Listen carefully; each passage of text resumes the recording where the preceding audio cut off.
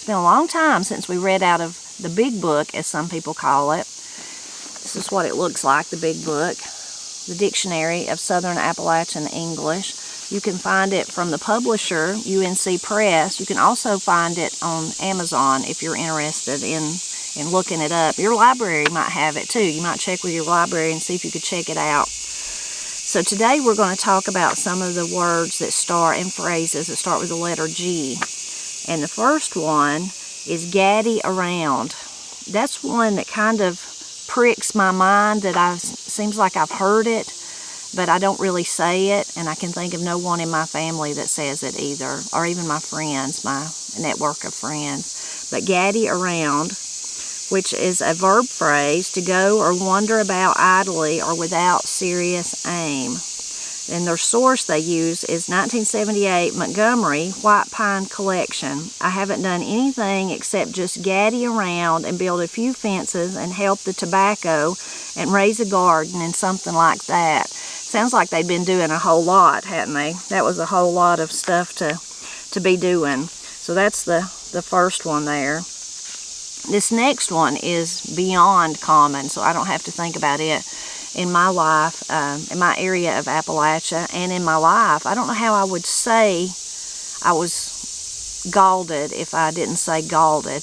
So galded, but the word gald, verb, to chafe or irritate as the skin of a person or hide of an animal, or cause blisters from chafing, irritation, or overwork, by extension to insult. So you can be galded on your skin. Maybe I wore shoes that was too little for me and they galded my feet or something like that. But you can also be galded by someone making you mad. You might hear, that galds my hide. Means it made me really mad. I was really upset. So let's see what the book says about it. 1940, Aswell Glossary, just that it's chafe. This saddle has galded my mule raw. 1960, Wilson Collection, the collar galded the horse's neck. 1963, Watkins and Watkins, yesterday, a man who plowed in hot weather, sweated a lot, and used a cob for toilet tissue would get chafed or galded, he said. As a cure, he used elder leaves instead of cobs. Sometimes he became so galded that he could hardly walk, and some used flour as a powder to help cure the galding. Thinking about using a corn cob, doesn't that make you just so thankful for modern day toilet paper? Even the Sears Roebuck that you hear people talk about, that would be in the outhouses, that would be a step up from the corn cob. It makes me very thankful for my modern day toilet paper for sure. 1979, Carpenter, Walton Moore. Galded was another expression used for completely worn out, irritated, or blistered. Here's this next one is one of those I was saying you could also use it to if you were mad about something. 1995 through 97 Montgomery Collection. He galded me every time he preached. 2003 Cavender Folk Medicine. Heat rash or chafed skin, as in my leg is so galded I can hardly walk. And it just goes on from there, shares a few others. But that one is so familiar and so common, and it's exactly what I would say. If I wore my shoes and I never wore them before and they galded my feet, that's what I would say. If somebody made me mad, I might say that galds my hide. You know, I just can't believe that. I can't believe they done that. So that one is very common here. You'll have to tell me if it's common where you're at. The next one is gallflower.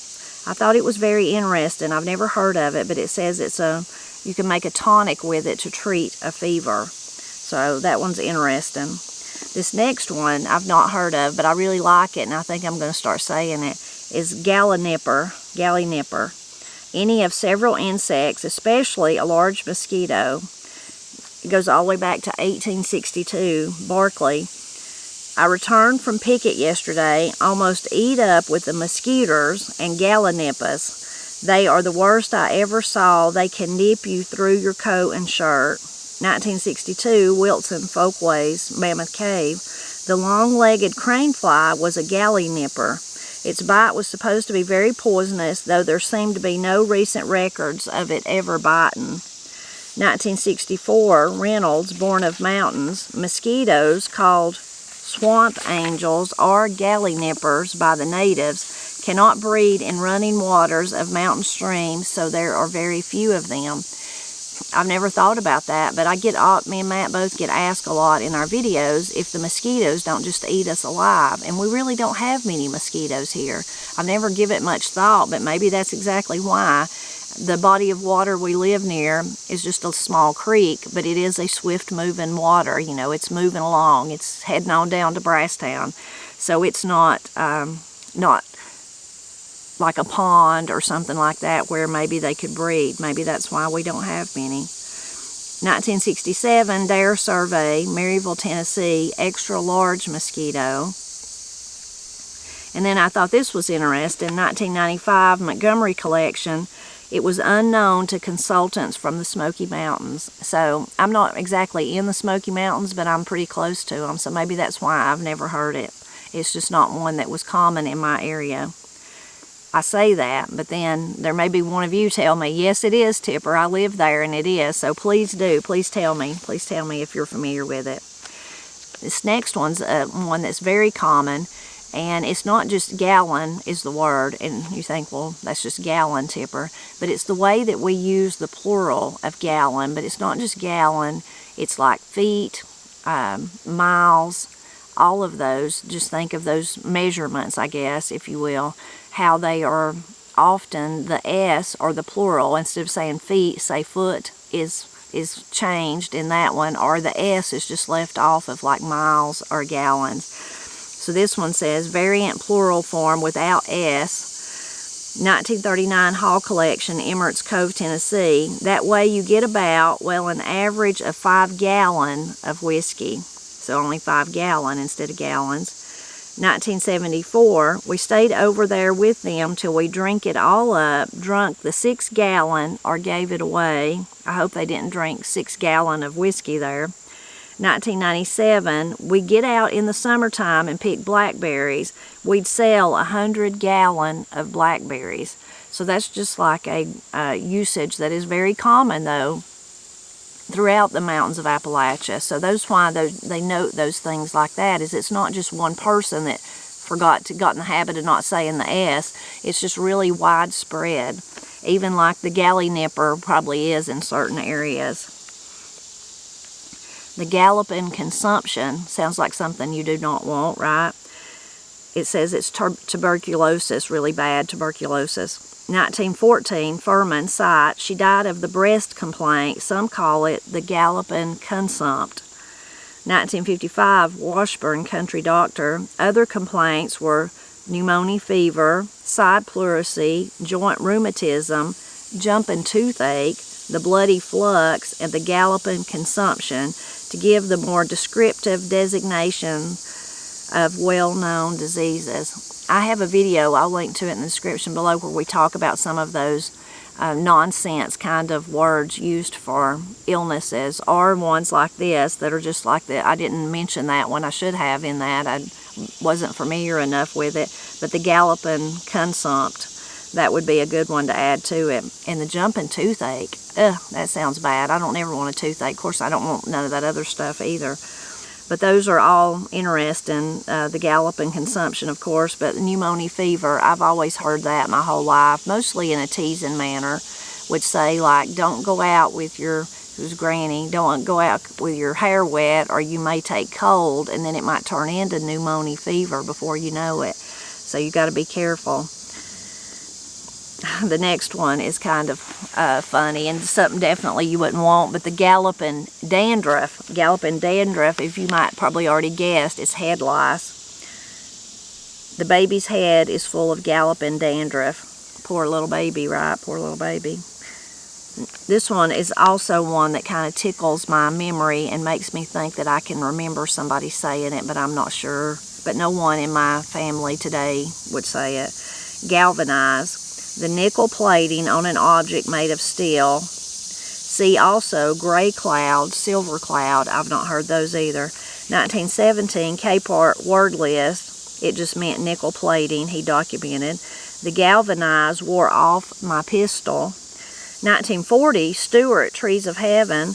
There was a washpan laying there. Bolivar grabbed it and seized it with his teeth. The galvanized flew off in tiny white flakes. 1972, Hall sayings.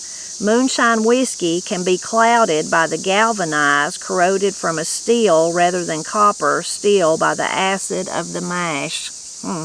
Interesting. So that's one that seems like in the back of my mind that I sort of remember, but I'm just not sure. You have to tell me if you're familiar with it. This next one is perfect for this time of the year and perfect for where I'm sitting out here in the garden.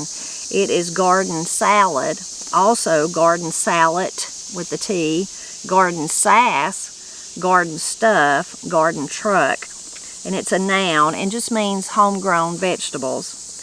1937, Hall collection, Cosby Creek. Garden sass, it means fresh vegetables in general. 1939, Hall collection, Cataloochee, North Carolina. We have to buy our peaches and stuff that way. While we make our garden stuff we eat each year, we just make a little crop of a summer, raised what potatoes and garden stuff we could get along with. 1957, this was from Estill County, Kentucky. Garden sass, garden truck equals a general term for garden vegetables. 1957, Hall collection, Gatlinburg, Tennessee. The expression garden sass was usually preferred to garden salad. 1966, vocabulary, Ohio River Valley. Garden sass in the Kentucky mountains, simply sass, is remembered as an old name or heard from others from the area westward through Ohio, Indiana, and Illinois. In the southern mountains and knobs, besides truck, on the lower Kentucky and the bluegrass, some people say garden stuff. 1972, Cooper, North Carolina Mountain Folklore. Along with wild meat, honey, ramps, and branch lettuce, it requires only a little garden sass and store-bought food to satisfy nourishment of the body. 1983, Dark Corner. People would trade lumber for feed for the cattle or for garden truck. And then 1989, Matewan, we raised most of our own food, our garden stuff, and had our own cow and our own hogs. So, I don't know, I guess we don't say garden sass and we don't say garden salad. I guess we just say garden stuff like that, garden stuff. Stuff's coming in from the garden. This time of the year, the garden stuff's about on its way out. We've still got plenty of tomatoes and corn and the Malabar spinach, but the cucumbers and the squash and the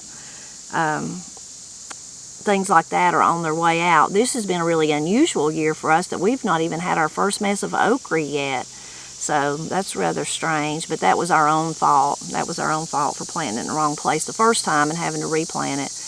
But this is definitely the time of the year when you'd want to talk about the garden salad or garden sass or garden truck or garden stuff for sure.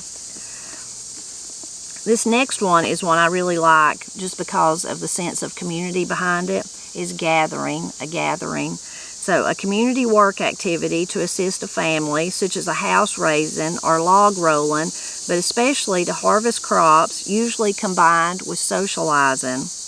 1881, Atkinson, after moonshiners. When building houses or rolling logs into heaps to be burned, the neighbors are invited to assist in raising the houses or rolling the logs together.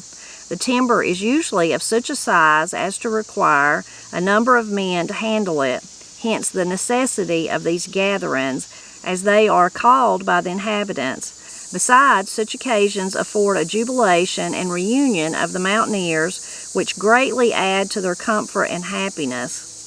That's a beautiful thought, huh? 1924, Greer, Angeline Gets Eyeful. Down home, when a passel of able-bodied men and women have a gathering, they all join in and scare up something to do that's been a needin' getting done. If it tain't nothing but a log rolling or house raising or corn shucking. 2006, West Virginia Encyclopedia, gathering the harvesting of wild plant foods and herbs for domestic and commercial use is practiced all over West Virginia. So that's a slightly different usage, and then I think that's just maybe put in the wrong place, because then the next one is the same.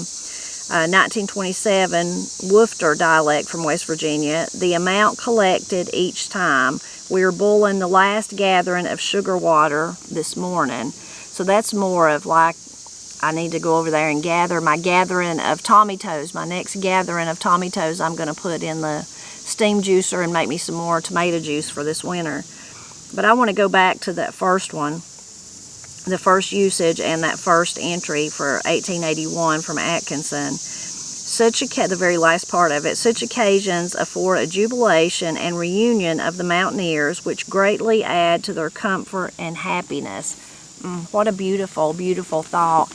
And every time you join me to celebrate Appalachia, that's what I feel, a jubilation. It's amazing to me that there's so many of you that want to hear me read out of the big book, hear us talking about the traditions, whether it's music, sharing the wonderful foodways of Appalachia, of course, talking about the folklore, all the different things, and even indeed making a garden like me and Matt do to feed our family. So it's just a wonderful thing that we have this gathering, if you will, even though it's in a kind of strange format compared to what the people in the dictionary was talking about. We're not gathering to roll logs or to, do a corn shucking or bean breaking or raise up a house or anything like that. But we are gathering to celebrate the wonderful, wonderful region of Appalachia. And I appreciate all of you. And I'm so glad when you drop by all the time to help me celebrate Appalachia.